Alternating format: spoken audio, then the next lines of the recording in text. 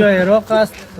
جوان ها آمدن به خاطر کار و اینجا جوانایی است که 60 روز 62 روز 52 روز میشوند خواهان حقوق خود هستند و هیچ کس حقوق خود به دست نیاورده و ایجنسایی که شما را روان میکنن به خاطر حقوق جای بود و باش دارین، سه وقت نان دارین، جایتان برابر است، جای هیچ کس معین نیست. اینجا ایجنسی که درست کار نمیکنه هیچ کس راست خود نمیگه و اینجا کار زیاد است، از موی سرطان کده کار زیاد است، اما هیچ کس مسئولیتی را بدوش نمیگیره که وقتی که تو کار کنی پولتا برات به حقوق معاند.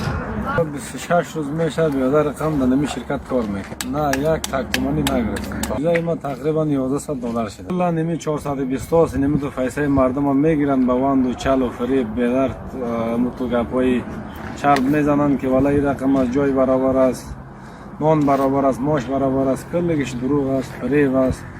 این همینجا 72 نفر است، کلگش بی سرنوشت است، اکثریش پاسپورتش وقت اسپیرش در رفتن نمیتونه. یک هفته میشه اونش میگه که یک شنبه میتونم، او یک شنبه پرم میشه، دوشنبه میشه، دوشنبه سه شنبه، کلگش فریب است دیگه، پیسه میشه درک نداره. کسایی که 70 نفر 4-5 نفر ماندیم، شخصا که خودم 5 نفر ماندیم دیگه، هم نمیفهم که چقش کجا گریخت چقش دیگه کجا نگریخت.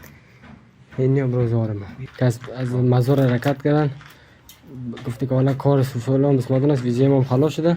این رقم پلیس صاحب کار پول طلب هم بدیم، پول بده، پول هم نداد. آخر بالاخره پلیس زنگ زد، نصف بچه‌ها را گرفت، نصفش گریخته.